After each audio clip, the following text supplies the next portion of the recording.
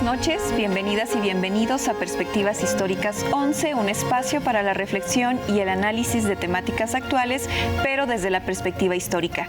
El día de hoy vamos a seguir conversando sobre la historia del movimiento de liberación homosexual, pero antes de iniciar nuestra conversación con nuestro invitado, les invitamos a ver la siguiente cápsula. La primera manifestación pública de un grupo que se reivindicaba abiertamente como homosexual fue en la marcha conmemorativa de los 10 años de la represión al movimiento estudiantil, el 2 de octubre de 1978.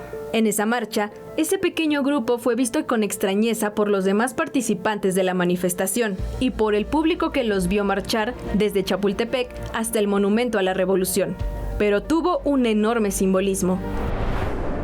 La primera marcha del orgullo homosexual tuvo lugar en la Ciudad de México en junio de 1979. A partir de entonces, la comunidad LGBT tendría una presencia cada vez mayor, con marchas de decenas de miles de personas en las calles de la capital del país y de muchas otras ciudades de la República que se movilizan el 28 de junio de cada año.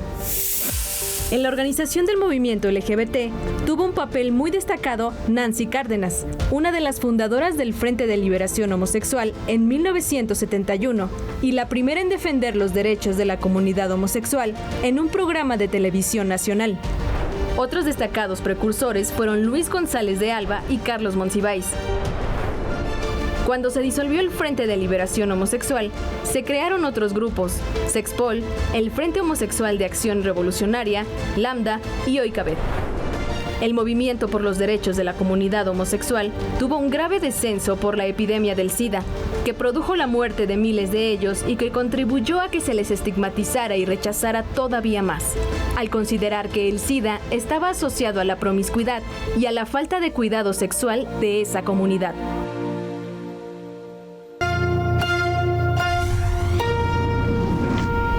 Bien, regresamos a Perspectivas Históricas 11 para seguir hablando de la historia del movimiento de liberación homosexual. Como siempre me acompaña Felipe Ávila.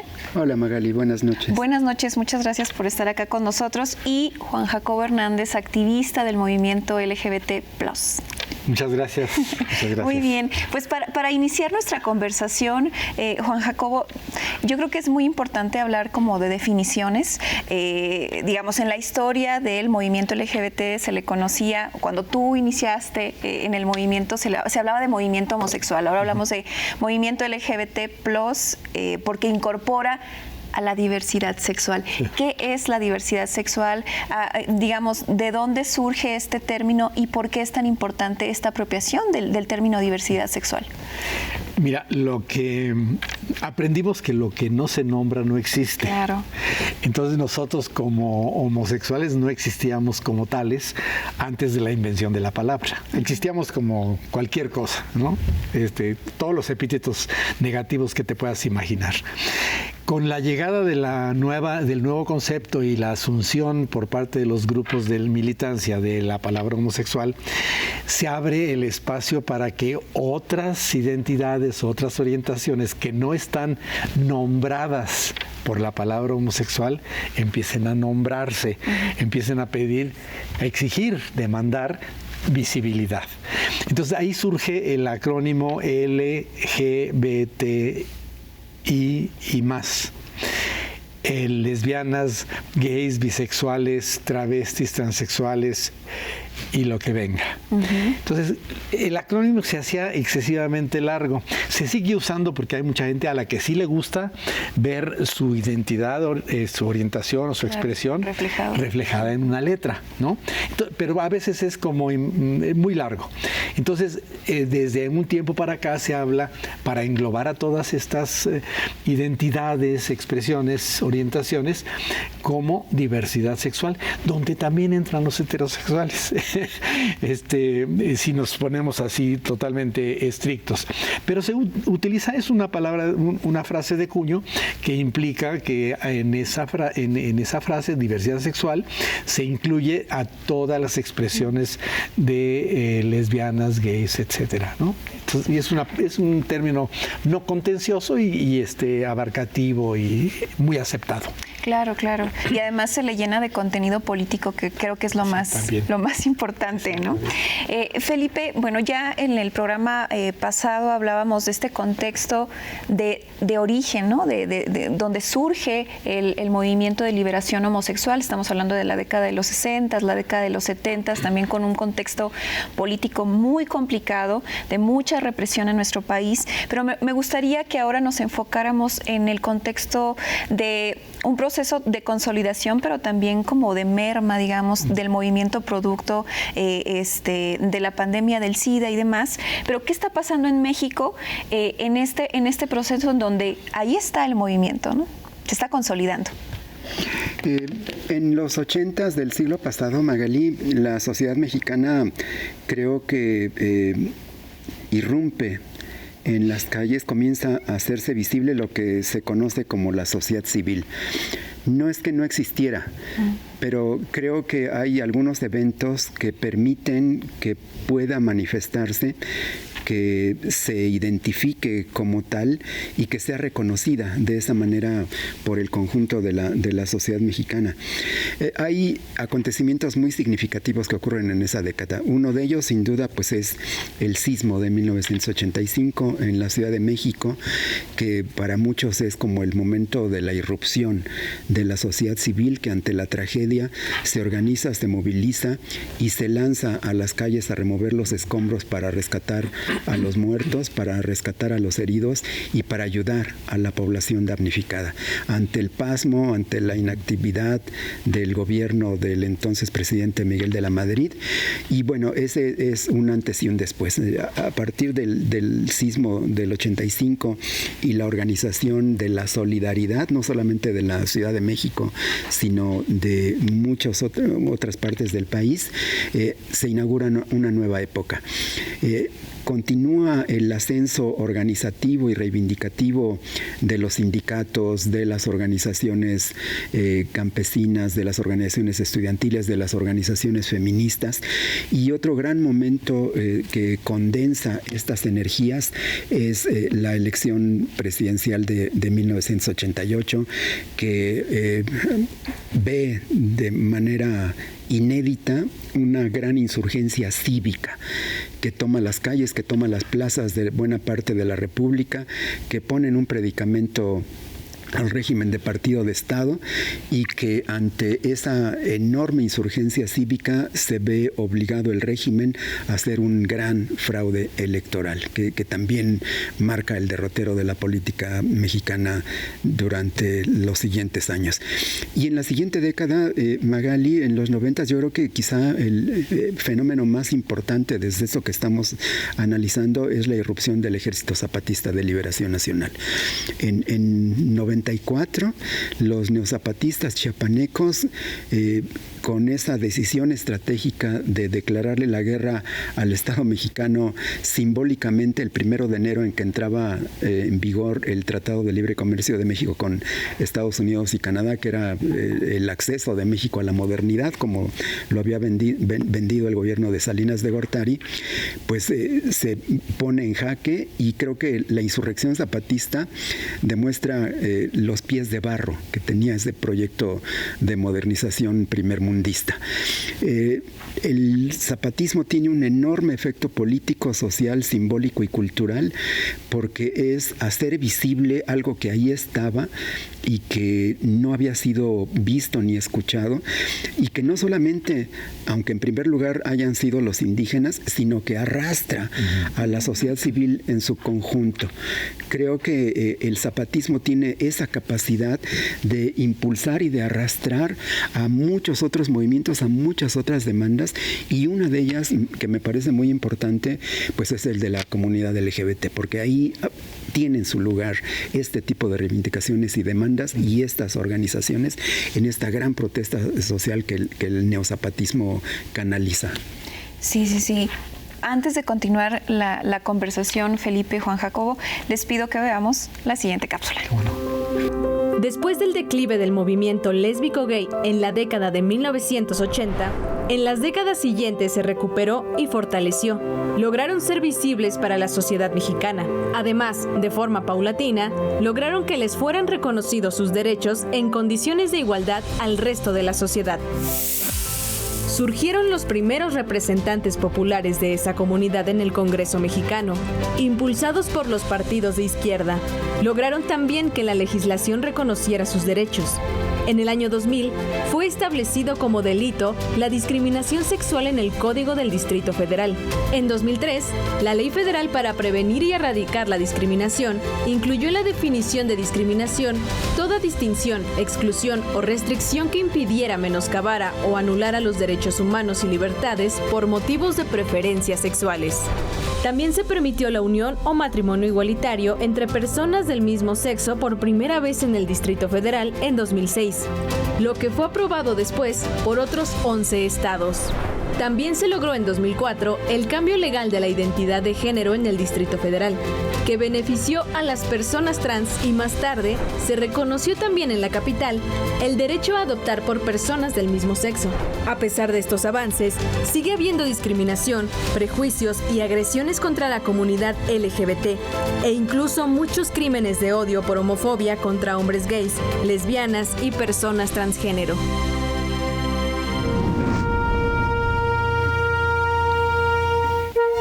Bien, regresamos a nuestro tema de historia del movimiento de liberación homosexual con un pionero, un protagonista de esta historia de la cual estamos platicando acá en la mesa. Y bueno, retomando un poco lo que ya mencionaba Felipe de esta irrupción política de la sociedad civil en la década de los 80, pero con particular énfasis en los 90 con el Ejército Zapatista de Liberación Nacional. ¿En qué lugar, en qué momento se encuentra el movimiento de liberación homosexual en esa etapa? Arrastrado literalmente por el SIDA. Hubo el SIDA diezmó a los grupos homosexuales.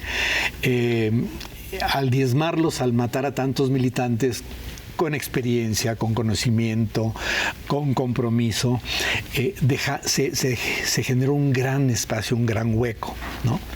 Y que no se pudo recuperar en esos años. Entonces el movimiento de liberación como tal feneció, porque había logrado ya sus propósitos: visibilizar la homosexualidad, acabar con las redadas, cambiar la percepción de la prensa, ser incluidos en espacios en donde no habían sido incluidos, ser escuchados, eran nuevas voces, eran nuevas maneras de representación de las minorías sexuales. Entonces se habían cubierto algunos de las grandes demandas. Quedaban muchas otras, ¿no?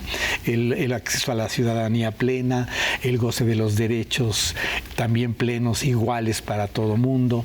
Entonces, en los 90s, a partir y paradójicamente el SIDA mata al movimiento, pero hace que nazca el movimiento de lucha contra el SIDA, en donde vienen la mayoría de los militantes que estábamos trabajando en la liberación homosexual en su momento, nos reciclamos porque el Estado no estaba respondiendo. Entonces, a partir del 83 empieza este reciclaje de las organizaciones, ¿no?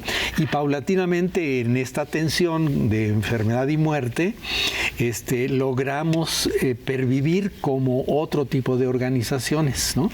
Entonces, digamos, como tal, el movimiento termina ahí, pero empieza una nueva etapa, con la nueva militancia, con las nuevas ideas, con el empuje de los jóvenes, ¿no? Con otras ideas, con la llegada del Internet, de las redes sociales, que cambian los paradigmas de comunicación, de movilización social, de interacción entre la gente. Entonces, se transmuta de la relación personal, individualizada, con la mirada uno frente a otro, a las redes, a la masificación en ese sentido. Tiene sus pros y sus contras. No podemos luchar contra estas cosas, sino hay que ver de qué manera en estas nuevas formas de comunicarse y de ser, también podemos hacer que vivan las demandas o que se atiendan las deudas que se tiene todavía con las poblaciones.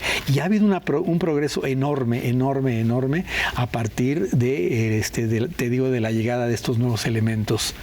Sí. Claro, definitivamente las redes son como fundamentales en la sociedad actual, pero regresando un poquito al pasado y tomando parte de tu historia, ¿cómo era ese activismo en los 90s? Y sobre todo, ¿en dónde lo podíamos ver reflejado? Revistas, no sé, que nos platicaras de la revista El Otro Lado, por ejemplo, que tú fundaste. Sí, los movimientos de liberación homosexual tuvieron sus órganos. Pero eran órganos clandestinos, digamos, clandestinos en el sentido de que no estaban registrados y los hacíamos de mano en mano. Lambda tuvo Nuevo Ambiente, el FAR tuvo Nuestro Cuerpo y Política Sexual, el GOL tuvo Crisálida, el FIGHT tuvo Frontera Gay. O sea, había revistas que recogían de manera militante siempre, ¿no? Y de manera educativa, educando para la salud, educando para la defensa y conocimiento de los derechos, educando para combatir el estigma y la discriminación. Entonces eran revistas, digamos, de agitación y propaganda, ¿no? En el buen sentido de la palabra, ¿no?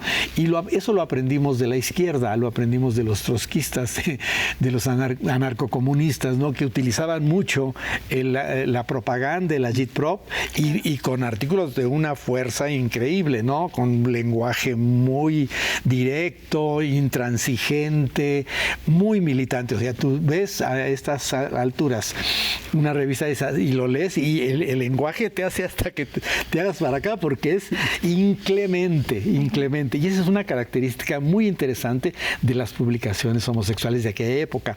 En el 85 surge la primera revista comercial gay mexicana, que se llamaba Macho Tips, pero una revista conservadora. El gran mérito de la revista Macho Tips fue que estuvo en los puestos de periódico y fue primera vez que mucha gente tuvo acceso a información que lo interpelaba, que lo incluía, ¿no? Ahora, esa revista, como tenía muchas limitaciones, nosotros veníamos de la militancia y del pleito y del, ¿no? Sentíamos que esta revista no reflejaba aquello que nosotros queríamos que se reflejara también. No que se quitara, sino que hubiera una manera diferente. Yo trabajé en Macho Tips con Aurelio Hidalgo y era una revista realmente de corte priista, ¿no? Porque él era priista y qué bueno, ¿no? Porque era una manera de abrir, ¿no? Apoyado por Enrique Jackson, por ejemplo, ¿no? Aurelio lo estaban candidateando para ser el primer diputado gay. No pasó. Entonces hicimos el esfuerzo y hicimos una revista que se llamó Del Otro Lado y que contenía lo que no contenía Macho Tips, para nosotros tenía que ser, ¿no?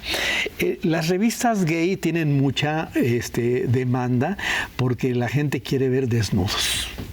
La gente, hay una avidez por ver el cuerpo masculino desnudo y lo presentaba Macho Tips desnudo, pero aguado, vamos, ¿no?